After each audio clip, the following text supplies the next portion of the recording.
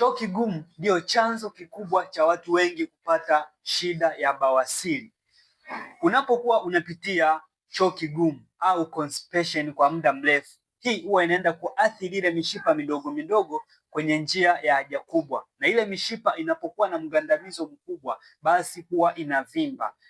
Utakuwa unahisi kama choo kinakuwa kinakwama, au unapata choo kidogo sana, au unapata choo kama cha mbuzi, lakini mwisho wa siku inaweza kusukuma ile uvimbe kutoka ndani na kutoka nje. Kwa hiyo kama umekuwa ukipata choo kigumu, hii sio sifa. Inatakiwa ufanye matibabu mapema kabla haujapata kinyama au hujapata bawasiri, kwa sababu utakapopata bawasiri inaweza kugharimu hela nyingi sana kufanyiwa operation, lakini vile vile inaweza kukutesa na ukashindwa kukaa vizuri au ukashindwa kujiamini kabisa. Pengine hata ukiwa na mwenza wako unaweza kawa unaona aibu. Kwa hiyo tibu mapema changamoto ya bawasiri, au tibu mapema mfumo wako wa mmeng'enyo wa chakula ili kuweza kuondokana na aibu ya bawasiri.